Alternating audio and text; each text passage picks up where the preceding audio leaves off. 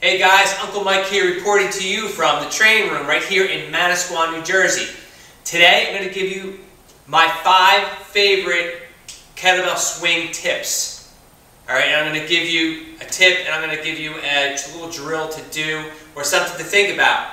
The first thing you need to do, even before you pick up a kettlebell and learn how to lift it and swing it, is you have to learn how to hinge your hips properly. So, a couple of drills I like to do to practice hip hinge. One would be use a stick, broomstick, piece of PVC, line it up with your spine. Okay, this stick represents your spine.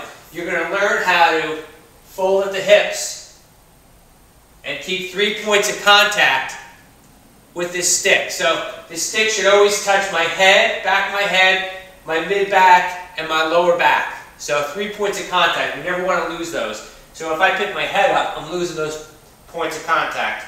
So I'm hinging and I'm keeping a neutral spine the whole time. Alright, when I come up, I am contracting the glutes hard and locking my knees out. Alright, so another drill to practice the hip hinge would be the foam roller drill.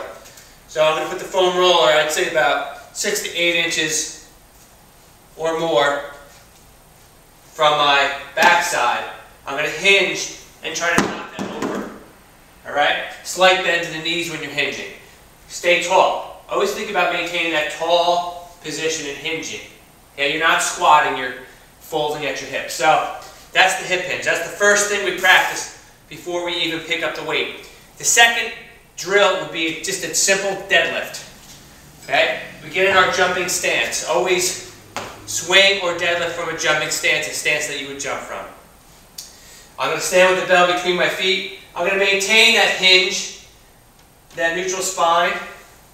Right now, the only difference is I'm going to grab the weight. Now, when I grab the weight, I want to think about tension and breathing. So I'm going to contract my lats to keep my upper back in good position. I'm going to take that breath into my belly, and then I'm going to stand up with the weight. I'm going to practice my breathing, and I'm going to practice my spine position and my finish.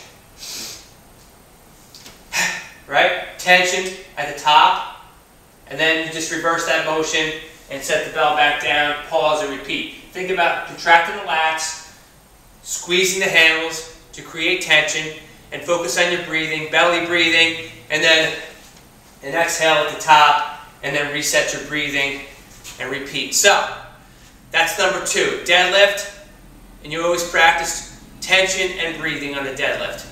Okay, from there, we're going to start the kettlebell swing. Lately, I've been practicing and teaching the kettlebell swing from the dead start and finish. So a dead start swing. Practice dead start swings just to practice the start and the finish. You want to park the bell back in the same spot where you got it each time. So, and again, you want to think about tension in the lats, breathing, okay? And tension and lock the knees, full extension of the hips at the top. So, maintain that neutral spine position, deep hike, breath, snap, hike, and park it there. Alright, that's a great way to practice your start and your finish, your breathing, your tension, all that stuff that's supposed to happen when you're swinging. Alright, so number 3, dead start, swing. Number 4, we're going to talk about keeping the kettlebell above the knee when you're swinging it. Alright? Good rule of thumb is think about keeping your elbows in your groin on that backswing. Keeping the bell above your knee. So elbows in the groin. Also, practice this kettlebell drill that I learned. I learned this actually from Steve Cotter. I saw him do this. Think about if there's a kettlebell between your feet, you don't want to let this bell hit that bell. So start out with a light bell, a couple of short swings, and if you're keeping it above your knee, you're not going to hit this kettlebell. Once you start drifting below your knee, so for example, I'm going to knock that over. So, number 4, knee, bell above the knee, elbows in the groin, practice this kettlebell drill. Okay, number 5, just get good instruction. Don't try to do this on your own. If you're trying to learn how to use kettlebells, find a reputable instructor, somebody in your area who's been doing it for a while but has decent credentials, has gotten a reputable cert, an RKC, IKFF, Strong First, any of those work, but has some experience. Do some research. Don't just grab anybody from your big box gym or any random person who thinks they know about training with kettlebells. Find somebody, could be here, could be somewhere else. But that's all I got. 5 tips for you. Have a great new year, healthy new year.